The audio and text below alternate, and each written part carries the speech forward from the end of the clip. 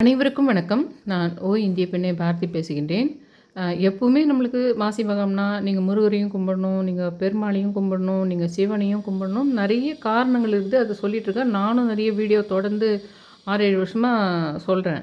அ இவ இவர் வந்து வராக அவதாரம் எடுத்தது விஷ்ணு அப்படின்றதும் வந்து சொல்லுவாங்க. அந்த மாரி இது முக்கியமான எல்லா கடவுள் தான் இருக்காங்க. ஆனா ஏன் நான் வந்து ராஜமாதங்கிய மதங்கேஸ்வரர போட்டிருக்கேன்னா, 2வது நம்ப காளியும். அது நம்ப மகம் நட்சத்திரம் நாளைக்கு இருக்கு. சில சமயத்தில ஒரே டேல வந்துரும். ஆனா, நம்மளுக்கு திங்கட்கிழமை தான் அந்த மகம்ன்றது இது இருக்குன்றதுனால, நாளைக்கு ஃபுல்லாவே மதங்கேஸ்வரர், ராஜமாதங்கிய நம்ம இது பண்ணிட்டு, செவ்வாய்க்கிழமை ஃபுல்லாவே நம்மளுக்கு வந்து அந்த காளின்ற விஷயத்த மைண்ட்ல வச்சுக்கிறது, அந்த வேணுன்ற விஷயத்த கேட்கறது, உங்க வீட்டினுடைய விஷயங்களுக்கு நடக்கணும்னு பார்க்குறது, அதுக்கெல்லாம் திங்கட்கிழமை ஃபோக்கஸ் பண்ணிட்டு, செவ்வாய்க்கிழமை வந்து உங்களுக்கு வேணவே வேணாம். உங்க வாழ்க்கையில இந்த மாரி விஷயங்கள மீட் பண்ணக்கூடாது. அந்த மாரி சிக்கல்கள் உங்க வாழ்க்கையில வரவே கூடாது. எந்த மாரி தீய சக்திகள் உங்களுக்கு வேண்டவே வேண்டாம். அப்படின்ற விஷயங்கள்ல செவ்வாய்க்கிழமை நம்ம ஃபோக்கஸ் பண்ணணும். அ எப்பவுமே சொல்ற மாரி ஏன் நான் சொல்ல மாட்டேன்றேன்னா, நம்மளுக்கு இந்த மாரி ஒரு வாய்ப்பு கிடைக்கிறது கஷ்டம். ம ஒரு அ அமாவாசை போன முறை நம்மளுக்கு வந்து அமாவாசை இது வந்தது இல்லைங்களா? கிரகணம், சூரிய கிரகணம் வந்தது இல்லைங்களா? அப்பவும் செவ்வாய்க்கிழமை வந்தது நமக்கு. அப்பவும் நான் போயிட்டு உங்ககிட்ட எலுமிச்சம்பழம் ஏத்த சொன்னேன். ராகு காலத்தில போயிட்டு எலுமிச்சம்பழம் விளக்கு ஏத்த சொன்னேன். நானும் ஏத்தினேன். அந்த விஷயம் பண்ணுறதுக்கு ஒரு 3 நாள் முன்னாடி தான் 15ஆம் தேதியோ, 16ஆம் தேதி தான் அமானுஷ விஷயம் ஒண்ணு நடந்ததுன்னு சொன்னேன் பாருங்க. இந்த கொலுசு சத்தம் அதெல்லாம் வந்ததுன்னு சொன்னேன் பாருங்க. ஒருத்தர் ஃப்ரெண்ட் வீட்ல. அ அந்த விஷயம் நடந்தது 16ஆம் தேதியோ, 15ஆம் தேதியோ நடந்தது. ஆனா, அதுக்கு முன்னாடியே மேல்மலையனூர் அங்காள பரமேஸ்வரியே குலதெய்வமாக கொண்ட அரிணின்றவங்க ஒரு ஹையர் பொசிஷன்ல இருக்காங்க. அவங்க மேலேயும் வரும். அவங்க தான் சொன்னாங்க எனக்கு. 16ஆம் தேதிக்குள்ள போயிட்டு ஒரு வேண்டுதல் முடிச்சுட்டு வான்னாங்க. அ அத போய் நான் முடிச்சுட்டு வந்ததுனால தான், அ முடிச்சுட்டு வந்த பின்னாடி அந்த இதெல்லாம் குடுத்து அனுப்பிச்சேன் அவங்களுக்கு. அந்த ஃப்ரெண்டுக்கு சில ட்ரெடிஷ்னல் சாரியும், அந்த அங்கேருந்து கொண்டு வந்த மஞ்சள், குங்குமம் அந்த சில விஷயங்களெல்லாம் குடுத்து அனுப்பிச்சேன். அத எடுத்துன்னு போயிட்டு மிட் நைட்ல தான் அவங்க பிரிக்கிறாங்க. அங்க எல்லாம் பார்த்துட்டுருக்காங்க. அப்ப தான் அந்த விஷயம் வந்து ரொம்ப நாளா இல்லாம இருந்திருக்குது அங்க. அதுக்கு நான் கண்டுபிடிச்ச விஷயம் தான் அது என்னதுன்னா, அது அட்ராக்ட் ஆயிருக்கும். அதனால தான் நம்ம புடவ வச்சு கும்புறது, மஞ்சள் குங்குமம் வச்சு கும்புறது, குடுக்குறது, அப்புறம் சுமங்கலிக்கு குடுக்குறது அதெல்லாம் பண்றோம். அவங்க அதுக்கு வேற சொன்னாங்க. அந்த வீட்லயே இருந்து ஒரு சுமங்கலியும், ஒரு சின்ன பையனும் இதாயிருக்காங்க போல அப்படின்னு. அது தெரியாம இவங்க போயிட்டாங்க அந்த வாடகைக்குன்னு வச்சுக்கோங்க. அந்த மாரி விஷயங்கள தொடர்ந்து அமானுஷ்ய விஷயங்களும், அதுக்கப்புறமா கடவுள் அதுக்காக நெறைய வானுலகத்தில அவர் எப்படியெல்லாம் அதுக்கு காய் நகர்த்துறாரு. இன்னும் அடுத்தடுத்து நடக்கப்போறிய பயங்கரமான விஷயங்கள்லேருந்து எப்படி அத மாத்தி அந்த சடங்க மாத்துறாருன்றதெல்லாம் நான் பார்த்துக்கிட்டே வந்துட்டுருக்கேன். அதனால நான் எனக்கு புரிஞ்சு சேனல் தொடர்ந்து எந்து பார்த்துட்டு இருக்கிறவங்களுக்கு தெரியும். அதனால வேண்டி என்னுடைய பாதையில நான் உங்கள கூட்டின்னு போறதுக்காக, நாளைக்கு இவங்க ராஜமாதங்கி மதங்கேஸ்வரர் வணங்கத்துக்கு சரியான நாள்னு சொல்றேன். அ இதில வந்து மாசி மகம் அன்னைக்கு பார்த்து உங்களுக்கு கிரகணம் வர்ற மாரி இருந்து, அது இந்தியாவுல வர மாரி இருக்குதுன்றது வாய்ப்பு நம்மளுக்கு மறுபடியும் இந்த மாரி கிடைக்குமான்னு சொல்ல முடியாது. இந்த மாரி தீய சக்திகள்லாம். இப்ப நான் சொன்னது ரிமைண்ட் பண்ணணும். ஏற்கனவே சொன்னதே சொல்றேன்னு நெனைக்காதீங்க. அது ஒரு அமானுஷ்ய விஷயத்த மீட் பண்ண விஷயம் நடந்தது. அதே மாரி அ லாஸ்ட் புதன்கிழமை இப்போ போச்சு பாருங்க. அந்த புதன்கிழமை ஒரு 4, 5 பேர் எல்லாம் ஒரு துர்க்கை கோயிலுக்கு போறாங்க. திருவண்ணாமலைக்கு பக்கத்திலேயே ஒரு மாரி கிராமம் காட்டுப்பகுதி மாரி ஒரு இதில ஒரு திருவண்ணாமலையில வேறு ஒரு சுற்றுப்புறத்தில ஒரு கிராமிய காட்டுப்பகுதி மாரில ஒரு துர்க்கை கோயிலுக்கு போறாங்க ஃப்ரெண்ட்ஸுங்க 4, 5 பேரு. அந்த மொத்த பேருமே என்னுடைய கர்ம தொடர்பு உடைய பெயர்கள், நட்சத்திரங்கள். அந்த அது எதுக்கு காரணம் நடக்குதுன்னா, அந்த இடத்துல ஒரு அமானுஷ்ய சக்தி பார்த்தாங்க. கொலுசு சத்தம், ஒரு குட்டி பையன் ஓடுறதுன்னு சொல்லிட்டு பார்த்தாங்கன்னு சொன்னேன் பாருங்க. அதுக்கு ரிலேட்டடான விஷயம் தான். அது நடந்தது 15ஆம் தேதி, 16ஆம் தேதின்னா, அந்த விஷயத்துக்கு 1 வாரம் கழிச்சு தான் இதுவும் நடக்குது. அவங்க கரெக்ட்டா அங்க அந்த ஃப்ரெண்ட்ஸுங்கலாம் போறாங்க. அந்த செவ்வாய்க்கிழமை அமாவாசை போன முறை வந்தது பார்த்தீங்களா? போன முறை அமாவாசை. அப்ப நான் உங்கள எலுமிச்சம்பழம் விளக்கேத்த சொன்னேன் பாருங்க. கிரகணம் அன்னைக்கும் இருந்தது. அன்னைக்கு அந்த ஃப்ரெண்ட்ஸில இருக்கிறவங்க குரூப் அவங்க ஃபுல்லா அவங்க ஃபேமிலி, அவங்க எல்லாருமே சேர்ந்து பிரத்யங்கரா கோயில் போனாங்க. சோழங்கநல்லூர்ல ஒரு பிரத்யங்கரா கோயில் இருக்குது பார்த்தீங்களா? அங்க போனாங்க. வாராகி அவங்கலாம் அங்க போனாங்க. வாராகி, பிரத்யங்கராலாம் இருப்பாங்க அங்க. அங்க போனாங்க. அ அங்க போயிட்டு ஒரே வாரத்தில மறுபடியும் அவங்க போகணுன்றது விதி. அது எதுக்காக போனாங்களோ, இல்ல அதுக்காக தான் அந்த சூழ்நிலை வந்து அந்த கோயில் போயிட்டு, அப்புறம் அந்த திருவண்ணாமலை கிட்ட இருக்கிற துர்க்கை கோயில் போனாங்களே தவிர எல்லாருமே போயிட்டு வந்துட்டு கரெக்டாக இந்த லாஸ்ட்டு புதன்கிழமை புதுசாக கட்டின வீட்டில் அந்த வீட்டோடைய பையனே, அவனுக்கு அப்பாவும் அம்மாவும் கிடையாதாம், அந்த பையன் வந்து சூசைட் பண்ணிக்கிட்டு இருக்கான். இப்போது நம்மளுக்கு தெரியாமல் விஷயங்கள் நிறைய நடக்குது. நம்ம தெரிஞ்ச மாதிரி யூடியூப்பில் எப்பவுமே சொல்கிற விஷயங்களே வந்து இன்றைக்கி அவங்க கும்பிட்டுடுங்க, இன்றைக்கி அந்த கடவுள் கல்யாணம் ஆன நாள், இதை பண்ணு, இது கடலாடும் நாள், இது ரொம்ப கடலில் கும்பிடு, மூதாதையார் கும்பிடுங்க, அவங்களுக்கு தெரிஞ்சது நிறைய சொல்லிக்கிட்டே போகிறாங்க. ஆனால் வெளியிலே சொல்லிக்க முடியாத நிறைய அமானுஷ்யங்கள் சூழ்ந்த விஷயங்கள் உங்கள் வாழ்க்கையில் இருக்கும். அதுக்கு பற்றி தெரியாது. இது எல்லாரும் சொல்கிற மாதிரி எப்பவுமே சொல்கிற மாதிரி வணங்குற பழக்கம் இருக்கும்.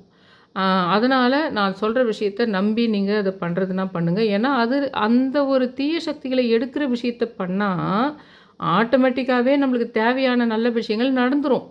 ஆனால் அது தெரியாமையே நம்ம நல்ல விஷயங்களை மட்டுமே மேலே அடியில் ஒரு விஷயம் பயங்கரமாக ஃபங்கஸாக இருக்குது விஷயம் தெரியாமையே மேலே மேலே மேலே நம்ம அடுக்கிக்கிட்டு போகிறதுனால அது என்ன பண்ணாலும் அது வந்து தீர்வு கிடைக்க மாட்டேங்குதுன்னு சொல்கிறேன்.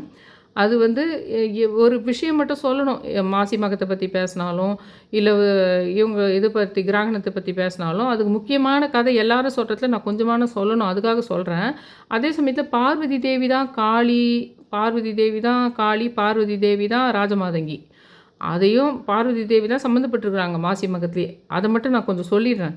ஏன்னா உங்களுக்கு நான் டைரெக்டாக வெறும் ராஜமாதங்கி மட்டும் சொன்னேன்னா அந்த செவ்வாய்க்கிழமை பண்ண சொல்ல போகிற 2-3 விஷயங்கள் அது காளி சம்மந்தப்பட்ட விஷயங்கள். இது வந்து திங்கக்கிழமை வந்து இந்த மாதிரி எப்படி கும்பிடணும், இந்த மாவனுடைய ஸ்லோகமும் டிஸ்கிரிப்ஷனில் போடுறேன். எதுக்கும் நான் வந்து அந்த பார்வதி அம்மா சம்மந்தப்பட்ட மாசி மகத்துக்கு எப்பவுமே எல்லாரும் சொல்கிற புராண கதையிலையும் கொஞ்சம் சொல்லிடுறேன். அப்போ தான் உங்களுக்கு நான் இவங்களை ஏன் கும்பிட சொல்கிறேன்றதுல கொஞ்சம் பிடிப்பு இருக்கும், அதனால் சொல்கிறேன். முன்னாடி ஒரு காலத்தில் வருண பகவான் வந்து வருண பகவானையே பிரம்மஹத்தி தோஷம் பீடிச்சு தான். அவர் வந்து கடலுக்குள்ளே ஒளிச்சு வச்சுருந்து வருண பகவான் வந்து சிவபெருமான் கிட்ட கேட்குறாராம். அப்போது அவர் வந்து இவரை காப்பாற்றுறாரு. அந்த அவரை விடுவித்த தினம்தான் அந்த மாசி மகம் அப்படின்ற புராண கதை இருக்குது. அப்போது வருணன் வந்து சிவபெருமானை அன்றைக்கி தினத்தில் புண்ணிய தீர்த்தம் ஆடணும் அப்படின்னு, அப்போ தான் பாவங்கள்லாம் நீங்கி இந்த இதுக்கு முக்தி அடையுது, இந்த மாதிரி விஷயங்கள்லாம் இருக்குன்னு வேண்டுறாங்க. அவரும் வேண்டாரு, மற்றவங்களும் அன்னையிலேருந்து வேண்டுற பழக்கம் வருது. முன்னாடி காலத்தில் பார்வதி இவங்களும் இப்படி இதுக்கு முன்னாடி ஒரு சண்டை வந்து பார்வதி தேவி வந்து சிவன் வந்து நான் தான் பெருசுன்னு சொல்லி, சக்தி வந்து நான் தான், அதுக்கப்புறம் அந்தம்மா இல்லை நானும் தான் சக்தி, நான் இல்லைனா முடியாதுன்னு சொல்லி ஒரு பிரச்சனை வரும் அவங்களுக்கு. இன்றைக்கும் சாதாரண மனுஷனுக்கு வாழ்க்கைக்கு நடுவில் அந்த பிரச்சனை இருக்குது. புருஷன் பொண்டாட்டிக்கு நடுவில் மட்டும் அந்த பிரச்சனை நடக்கலை. ஒரு ஃபேமிலியில் இருந்தாலும், ஒரு கம்பெனியில் இருந்தாலும், ஒரு பிஸ்னஸில் இருந்தாலும் ஆரம்பத்தில் நான் தான் வந்து அதுக்கு வந்து அந்த பிஸ்னஸுக்கான இதுங்கெல்லாம் ஏற்பாடு பண்ணி கொடுத்தேன், நான் இல்லைனா நீ இந்த பிஸ்னஸை பண்ணியிருக்க முடியாது அப்படின்னு ஒருத்தர் சொல்கிற வாய்ப்பு இருக்குது பின்னாடி. அந்த மாதிரி ஒரு வீட்லேயே ஒரு அண்ணன் தம்பியாக இருக்கிறாங்கன்னா இந்த மாதிரி வாய்ப்பு இருக்குது. ஒரு வீட்லேயே ஒரு அக்கா தங்கச்சியாக இருந்தாங்கன்னா அந்த வாய்ப்பு இருக்குது. அந்த மாதிரி அந்த விஷயம் வந்து ஒரு சிவன் பார்வதிக்காக அப்போ கடவுள் ரூபமாக கடவுளாகவே இருந்தாலும் இந்த விஷயம் நடக்கும் அப்படின்ற விஷயமும் நம்ம இதில் பார்க்கணும். பார்வதியும் சிவபெருமானும் வந்து கையிலையில் எழுந்திருக்கிறாங்க. அப்போ உமாதேவியார் அரணாரை அஞ்சலி செய்து அந்த எம்பெருமானுடைய தத்துவ நிலையை சொல்கிற மாதிரி கேட்குறாங்க. அதுக்கு பரமசிவன் என்ன சொல்கிறாங்கன்னா, பேரும் குணமும் உருவமும் செயலும் இல்லாத நம்மளுடைய சக்தியால் உருவம் கொண்டு தான் நம்ம செயல்படணும் அப்படின்றாரு. இதை கேட்ட பார்வதி என்னன்றாங்கன்னா, தன்னால் தான் எல்லாமே நடக்குது அப்படின்னு சொல்லிட்டு பெருமைப்படுறாங்க. அதனால் சிவபெருமான் என்ன பண்ணுறாரு, நான் இல்லைன்னா கூட எதுவும் நடந்துடாது அப்படின்னு நம்ம தனிச்சு நின்று காட்டணும் அப்படின்ற எண்ணம் சிவபெருமானுக்கு அப்போ வருது. முதல்ல வந்து அவர் சொல்கிற விஷயம் தேவியுடைய அருளும் குணமும் அந்த உருவமும் செயலும் இல்லைன்னா இல்லாத ஒரு அவங்க தேவியினுடைய குணமோ பேரோ இல்லை உருவமோ செயலோ இல்லாத ஒரு சக்தி இருக்குது. ஆனால் அது வந்து உருவமாக இருக்காது. இதெல்லாம் சேர்ந்து உருவம் கொண்டு தான் நம்ம செயல்படுறோன்னு அவர் வாயாலே சொன்னதுனால்தான் இப்போ அப்படியே நம்ம பெரிய ஆளுன்ற மாதிரி ரொம்ப அந்த அம்மாவுக்கு வந்துட்டு பெருமைப்படுற ஆரம்பித்த பின்னாடி தான் சிவபெருமானுக்கு அந்த ஒரு விஷயம் புரிய வைக்கணும்னு தோணுது. இதனால் என்ன ஆயிடுச்சுன்னா அப்படியே உலகமே இயக்கம் இல்லாத அப்படியே நிற்குது. அப்போ அம்பிகை வந்து ரொம்ப கெஞ்சி கேட்டு எல்லாம் நீதான்னு சொல்லிட்டு எனக்கு புரிஞ்சுட்டேன், தயவு செஞ்சு கொஞ்சம் கருணை புரிஞ்சு எனக்கு இது பண்ணுங்க அப்படின்னு கேட்குறாங்க. அப்போ சிவபெருமானன் வந்து நான் தக்கனுக்கு கொடுத்த வரத்தை வந்து நிறைவேற்றணும்னா அந்த அம்மாவை பார்த்து அவர் என்ன சொல்கிறேன்னா, இந்த உலகம் இயக்கமற்று இருந்த பாவம் உன்னை தான் சேரும், நீ இந்த மாதிரி இது பண்ணா, அதனால் அதை நீங்கிறதுக்கு நீ வந்து யமுனை நதியில் வலம்புரி சங்கு வடிவில் தவம் செய்யணும் அப்படின்னு கட்டளை போடுறாங்க. அப்போ வந்து அவர் சொல்கிற மாதிரி பார்வதி தேவி யமுனை நதியில் போயிட்டு தாமரை மலரில் வலம்புரி சங்கு வடிவில் தவம் செய்கிறாங்க. உள்ள ஒரு சின்னதாக ஒரு வலம்புரி சங்கு மாதிரி அந்த தாமரைக்குள்ளே போயிட்டு இருந்துக்கிட்டு தவம் செஞ்சுட்டு இருந்திருப்பாங்க. ஒரு மாசி மக நாளில் தான் அந்த தட்ச பிரஜாபதி வந்து தனது மனைவி வேதவல்லி கூட யமுனை நதியில் வந்து நீராடுறாங்க. அப்போ அங்கே தாமரை மலரில் இருந்த இந்த வலம்புரி சங்குனை பார்த்து கையில் எடுக்கிறாங்க. அது எடுத்த உடனே கையில் எடுத்த உடனே அந்த ஒரு பெண்ணுடைய உருவமாக மாறிடுது. இது சிவனாரினுடைய வரப்படி பார்வதி தேவி தான் வந்திருக்கிறாரு அப்படின்னு உணர்ந்து அந்த வேதவல்லி கூட சேர்ந்து அவர் அந்த குழந்தைய அரண்மனைக்கு எடுத்துன்னு போயிட்டு அந்த அம்பாளுக்கு தாட்சாயினின்னு பெயர் வச்சு வளர்க்க ஆரம்பிக்கிறாருன்னு சொல்லிட்டு எங்கே இருக்குதுன்னு கேட்டால் கந்த புராணத்தில் இந்த கதை இருக்குது. இப்போது அந்த பார்வதி தேவி யார் வேற இல்லை, காளி வேறு கிடையாது, ராஜமாதங்கி வேறு கிடையாது. தசமகா வித்யாவில் வர எல்லாரும் அந்த 51 இடத்துல அந்த சிவன் தோல் மேலே போட்டுன்னு அந்த மாவை எரிஞ்சு போன உடம்பை போட்டுன்னு தோல் மேலே போட்டுன்னு நடனம் ஆடுறாரு சிவபெருமான். அப்போ வந்து விஷ்ணு பகவான் இதுக்கு மேலே அவரை ஸ்டாப் பண்ணலன்னா முடியாதுன்னு போட்டு எல்லாரையும் அந்த இதுங்களை கட் பண்ணி போட்ட விழுந்த இடங்க தான் 51 இடத்துல இருக்குதுன்றாங்க பாருங்கள். அந்த மாதிரி அவங்கள தான் எங்கள் கல்கத்தாவில் இருக்கிற காளியாக இருந்தாலும் எல்லா காளி ரூபான இருக்கிற கடவுளாக இருந்தாலும் அந்த பார்வதி தான் மெயின்னு வச்சுக்கோங்க. அந்த காளியை கும்புறத்துக்கு ஒரு நல்ல நாள் நம்மளுக்கு கிடச்சிருக்குது. எப்படின்னா அது செவ்வாய்க்கிழமை. இன்னும் சொல்லப்போனால் அறிவோம் மகாகாளி எழுதுறதுக்கு தொடங்கிறதுக்கு அற்புதமான நாள்னு சொல்லலாம். கிரகணமும் இருக்குது. கிரகணம் பொறுத்த வரைக்கும் நீங்கள் கை வச்சே அபிஷேகம் பண்ணி பூஜை பண்ணுறது, நிவேதனம் பண்ணி வைக்கிறது அதெல்லாம் சரி வராது. கிரகணத்தை பொறுத்த வரைக்கும் ஒன்று லிகித ஜபம் எழுதலாம், இல்லை வாயில் சண்ட் பண்ணலாம், இல்லை விளக்கேற்றி வச்சுட்டுருக்கலாம், அவ்வளோதான். அந்த பூஜைக்கு பயங்கர சக்தி உண்டு. அது மாந்திரீகம் பண்ணுறவங்க அது பண்ணுவாங்க. அது எலுமிச்சம்பழம் வச்சு பெருசாக போய் அந்த கிரகண நேரத்துலேயே பண்ணுவாங்க, அது வேறு. ஆனால் நம்ம வந்து எப்பவுமே பண்ணுற பழக்கம் மாதிரி ஒரு அபிஷேகம் பண்ணுறது, ஒரு நிவேதனம் பண்ணி வைக்கிறது அதெல்லாம் பண்ணக்கூடாது. இந்த சண்ட் பண்ணுறதோ இல்லை எழுதுறதோ வந்து ரொம்ப பவர்ஃபுல். அது நமக்கு இந்த ஒவ்வொரு மாதம் வர பௌர்ணமியில் வர கிரகணத்தை விட அந்த மாசி மகத்தில் வர்ற பௌர்ணமியில் வர்ற அந்த கிரகணம் வந்து சில சமயத்தில் அப்படி வந்தாலும் அது இந்தியாவில் தெரியாது. இந்தியா ஸ்ரீலங்காவுக்கு இன்பிட்வீனில் வருது. இன்னொரு விஷயமும் இருக்குது. அந்த கன்னியாகுமரின்னு நான் சொல்கிற விஷயம் இண்டிகேட் பண்ணிக்கிட்டே தான் இருக்குது எனக்கு. அது கன்னியாகுமரி அது நான் சொல்கிறதுனால ஏவா என்னான்னு தெரியல. ஆக மொத்தத்தில் வந்து அது நடக்காமல் இருக்கிறதும் மேல் தான். அது நம்மளுக்கெல்லாம் கான்ஷியஸில் வந்து கொஞ்சம் வேண்டி இருப்போம், இல்லை ஏதோ ஒன்று மனசில் நினச்சிருப்போம், அதனாலேயும் அது தவிர்க்கப்படலாம். அந்த மாதிரி அது தவிர்க்கப்பட்டாலே மேல் தான். அது நடந்து நான் சொன்ன பற்றியான்னு சொல்கிறத விட அது மறுபடியும் அட்லீஸ்ட் உங்கள் வேண்டுதல் கூட அதையும் வைங்க. அப்படி இருந்தால் அது தவிர்த்துக்கு அங்கே எதுவும் நடக்காமல் போகிறது ரொம்ப நல்லது அப்படின்றதும் நான் சொல்கிறேன் நடுவில். அது ஒரு பக்கம் இருக்கட்டும். இந்த நம்மளுக்கு இந்தியாவில் அதுவும் வந்து ஸ்ரீலங்காவுக்கும் இந்தியாவுக்கும் வந்து தெரிகிற விஷயம் மாதிரி இடமா இருந்து அது செவ்வாய்க்கிழமையாக இருந்து அது மாசி மகமாக இருந்து நம்ம பண்ணுற சமயத்தில் அந்த அறிவோம் மகாகாளியை நீங்கள் எழுதுறதுன்னா செவ்வாய்க்கிழமை ஆரம்பித்து அடுத்த செவ்வாய்க்கிழமை வரைக்கும் எழுதணும். ஒரு நாளைக்கு 1008 முறை எழுதணும். விளக்கு ஏற்றிட்டு சொல்லிக்கிட்டே எழுதணும். அதுவும் நீங்கள் அந்த கிரகண நேரத்துலேயே ஸ்டார்ட் பண்ணிங்கன்னா அதாவது செவ்வாய்க்கிழமை ஈவினிங் 4:30 7:30 வரைக்கும் இருக்குது. ஆனால் நீங்கள் எழுத ஆரம்பிச்சிட்டா அது முடிக்கிறதுக்கு 4 மணி நேரம் ஆகும். அறிவோம் மகாகாளி எழுதுனா கரெக்டாக 4 hours ஆகும். அது நான் என்ன பண்ணுவேன், நடுவில் எதுவும் எழுந்துக்கிருந்து போகாமல் பண்ணுவேன். ஹஸ்பண்டுக்கு வேணும்னா காஃபியோ ஒரு வேளை சாப்பாடு ஏதாவது ஒன்று கொடுத்துட்டு அதுக்கப்புறம் ஸ்டார்ட் பண்ணிக்குவேன். இன்பிட்வீனில் வரத்துக்கு எதிராக காஃபி ஃப்ளாஸ்கில் போட்டு வச்சுருவேன். சைகை பண்ணுவேன். அதுக்கேற்ற மாதிரி அட்ஜஸ்ட் பண்ணி வச்சுக்கோங்க. இப்போ நான் 64,000 முடித்து இப்போது அடுத்த வெள்ளிக்கிழமையே ஸ்டார்ட் பண்ணிட்டேன். நான் ஆக்சுவலாக இது கவனிக்க கூட இல்லை. நான் இந்த செவ்வாய்க்கிழமை இல்லைன்னா நான் கவனிச்சிருந்தேன்னா செவ்வாய்க்கிழமை ஸ்டார்ட் பண்ணிப்பேன். ஏதோ ஒரு காரணத்தால் பிரபஞ்சம் வந்து ஏன்னா இன்னும் பயங்கரமான அமானுஷம்லாம் நடந்துச்சுன்னு வச்சுக்கோங்க. எனக்கு இதில் நான் சொன்ன பாருங்க, ஒரு பையன் இது பண்ணான்னு சொல்லிட்டு அந்த சேம் டேவில் வேறு ஒரு விஷயம் நடந்தது. அது ரொம்ப பர்சனலாக இருக்குது. ஆனால் அந்த கூட போன எல்லா ஃப்ரெண்ட்ஸுங்களுடைய பேரில் என்னுடைய ரொம்ப நெருங்கிய ஒருவருடைய என்னுடைய கர்ம தொடர்பு பெயரெல்லாம் வருது அந்த கூட போனவங்க எல்லாமே. அதுவும் ஒரு பயங்கரமான விஷயமாக தான் இருந்திருக்குதுன்றது வெளியில் சொல்லிக்க முடியல என்னால். அது ஒரு அமானுஷ்யமான விஷயந்தான் அது. அதனால் நான் என்ன சொல்கிறேன்னா, இந்த ராஜமாதங்கி வணங்க ஆரம்பிச்சதுனால தான் நிறைய விஷயங்களை ஃபாஸ்ட்டாக எனக்கு காட்டுது.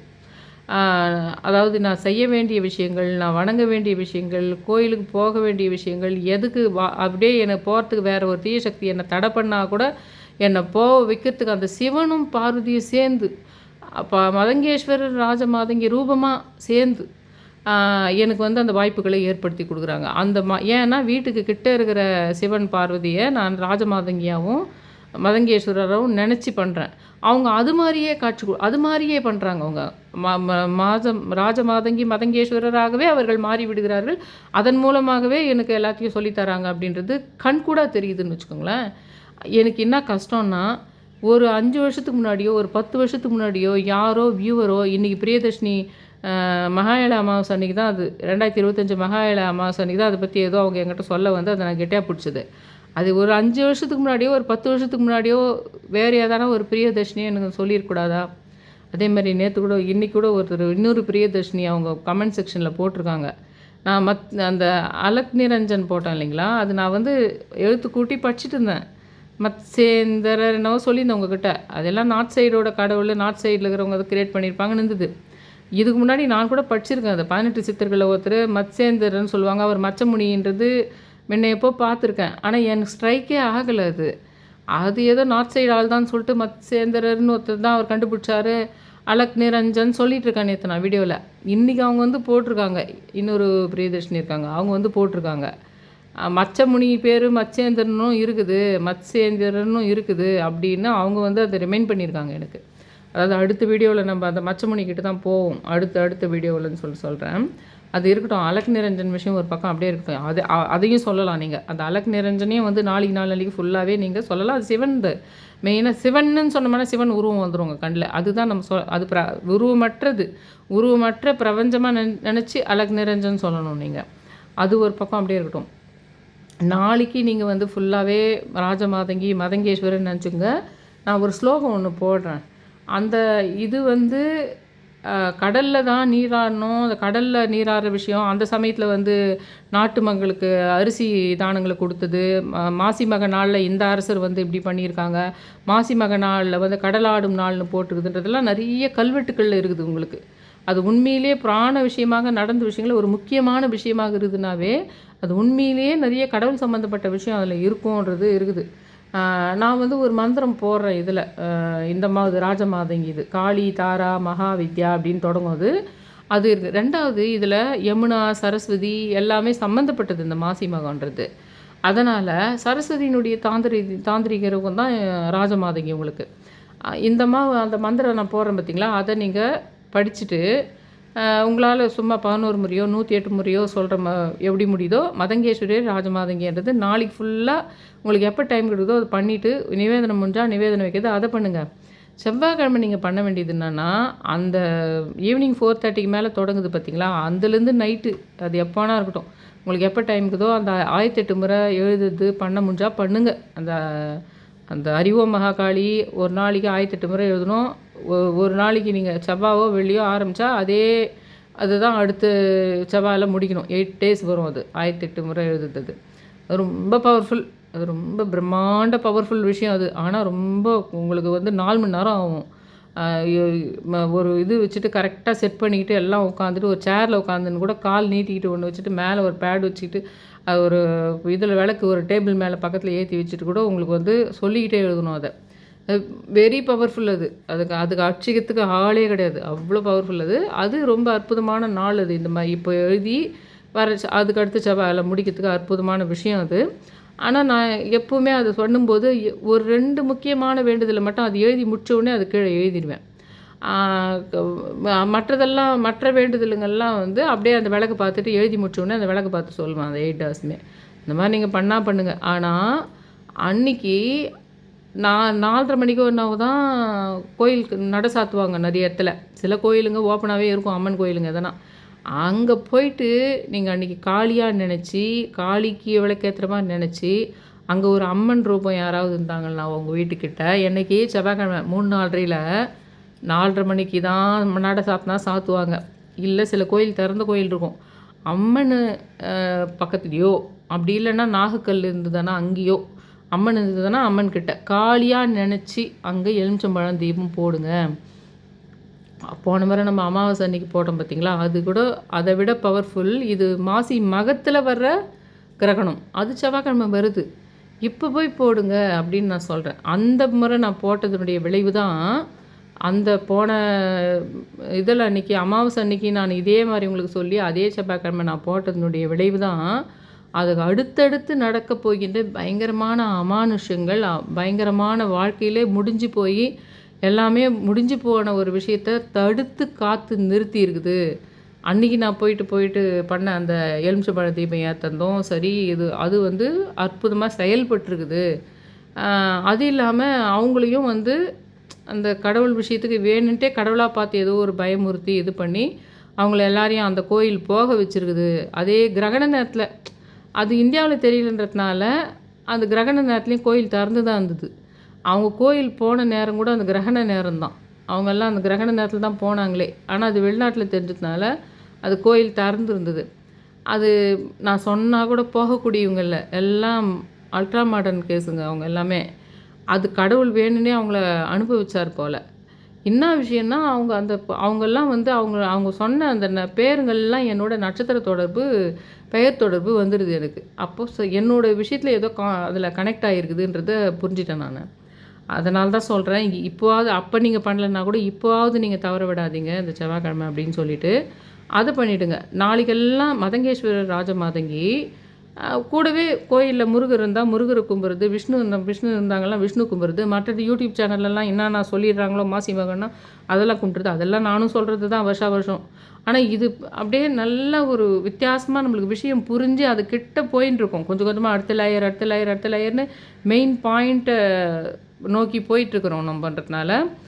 என் கூடவே பயணிக்கிறவங்களுக்கு நான் சொல்கிற விஷயங்கள் நிறைய அவங்க வாழ்க்கையிலையும் ஃப்ரீக்வன்சி இருக்கிறவங்க நிறைய சேனல் தொடர்ந்து பார்த்துங்கிறவங்களுக்கு இது ஒரு புரிஞ்சு நீங்கள் நான் எதுக்கு அதை சொல்கிறேன்றது புரிஞ்சு இது பண்ணுங்கள் அப்படின்னு நான் சொல்கிறேன். அந்த டிஸ்கிரிப்ஷனில் அது போடுறேன், அது சொல்லுங்கள், அவ்வளோதான், வேறு ஒன்றும் கிடையாது. செவ்வாய்க்கிழமை அறிவோம் மகாகாளி முடிஞ்சால் எழுதுறதோ, அங்கேருந்து அன்னையிலேருந்து தொடங்குறதோ, இல்லைனா அட்லீஸ்ட் வாயிலையானா 108 முறை அந்த செவ்வாயில் அந்த கிரகண நேரத்தில் ஆரம்பித்து அடுத்த செவ்வாய் வரைக்கும் ரொம்ப சிம்பிளாக தான் என்னால் முடியும்னா அட்லீஸ்ட் ஒரு 108 ஒரு விளக்கேற்றி வச்சுக்கிட்டு அந்த சமயத்தில் ஆரம்பித்து, அதாவது ஈவினிங் 4:30 to ஒரு 7:30க்குள்ளே 8க்குள்ளே அப்படி சொல்கிறது பண்ணலாம். ஆனால் எழுத ஆரம்பித்தா அது ஸ்டார்ட் பண்ணிட்டீங்களன்னா போதும், அது 4 மணி நேரம் ஆகும். அது எப்போனாலும் பரவாயில்ல, அது ஒரு ஈவினிங்காகவோ நைட்டோ ஆரம்பித்து பண்ணிட்டு அதே தொடர்ந்து அதே மாதிரி டெய்லி மறுநாள்லேருந்து நீங்கள் வேறு எதனா ஒரு டைம் கூட பகல் டைம்லேயோ எந்த டைம்லனா நீங்கள் அது வந்து பண்ணலாம். அதுக்கு வரைக்கும் அது முடிஞ்சால் பண்ணுங்கள். ஆனால் இந்த எலுமிச்சம்பழ தீபம் ஏற்றுற விஷயம் உங்கள் வீட்டுக்கு பக்கத்தில் இருக்கிற அம்மனை காளியாக நினச்சி திங்கக்கிழமை ஃபுல்லாக மதங்கேஸ்வரர் ராஜமாதங்கியாக நினைக்கணும். உங்கள் வீட்டுக்கு பக்கத்தில் இருக்கிற சிவன் கோயிலோ பார்வதி கோயிலுக்கோ எங்கே போனாலும் நீங்கள் வந்து அது வந்து மதங்கேஸ்வர ராஜமாதங்கியாக நினைக்கணும். வாயில் மனசுக்குள்ளே அப்படி தான் சொல்லணும். செவ்வாய்க்கிழமை நான் சொல்கிற விஷயத்துக்கு காளியாக நினைக்கணும், அறிவோம் மகா காளியாக நினைக்கணும். எலுமிச்சம்பழம் விளக்கு ஏற்றினாலும் சரி, அதை நீங்கள் லிகித ஜபம் எழுதினாலும் சரி, அது காளியாக நினச்சி அன்றைக்கி பண்ணணும். இப்படி ஒரு நாள் கிடைக்காது. இது கூட நீங்கள் முடிஞ்சால் நாளைக்கு காலையிலேயே ஒரு பவுலில், ஏன்னா கடலாடும் இது கடலில் தான் நீராடுறதுக்கு தான் முக்கியமாக சொல்லப்பட்டுக்குதுன்றதுனால உங்கள் வீட்டுக்கு பக்கத்தில் கடல் இருக்காது. நீங்கள் அதுக்கு போக முடிஞ்சு போயிட்டு அதெல்லாம் இது கடலில் கால் நினைக்கிற விஷயம் அதெல்லாம் பண்ண முடிஞ்சால் பண்ணுங்கள். இல்லை நதி நீரில் எங்கன்னா கால் நினைக்க முடிஞ்சால் பண்ணுங்கள். இல்லைனாலும் நாளைக்கு காலையிலேருந்தே உங்களுக்கு புதன்கிழமை சாயந்தரம் வரைக்கும் ஒரு பவுலில் கல் உப்பு போட்டு வச்சுருங்க. அப்படியே கடல் மாதிரி இருக்கட்டும், வீட்லேயே இருக்கட்டும். புதன்கிழமை சாயந்தரம் வரைக்கும், புதன்கிழமை ஒரு ஈவினிங் 6 மணிக்கு முன்னாடி எடுத்து ஊற்றிடுங்க. அதை செடியில் ஊற்றாதீங்க உப்பு போட்டதுனால. அது கடல் தண்ணியாக நினச்சிக்கோங்க உங்கள் வீட்டில். நாளைக்கு காலையில் நீங்கள் எழுந்துக்கும் போதே நீங்கள் அதை வந்து ஒரு பவுலில் தண்ணி ஊற்றி அதில் உப்பு போட்டு வச்சுட்டு அது கடல் அப்படின்னு நினச்சிக்கிட்டு அப்படியே இருக்கட்டும். புதன்கிழமை சாயந்தரம் ஒரு 6 மணிக்கு முன்னாடி எடுத்து ஊற்றிடுங்க. அது ஒரு கடலாக நினச்சிக்கோங்க. நீங்கள் என்ன பண்ணலாம், குளிக்கிற தண்ணியில் கூட கொஞ்சோண்டு கல் உப்பு போட்டு நாளைக்கும் சரி நாளைக்கும் சரி அது கடல் தண்ணியாக நினச்சி குளிக்கலாம். அது எல்லாரும் சொல்கிற விஷயங்கள், எப்பவுமே ஃபாலோ பண்ணுற விஷயங்களும் கவர் பண்ணுறதுக்கு அதை நான் சொல்கிறேன்.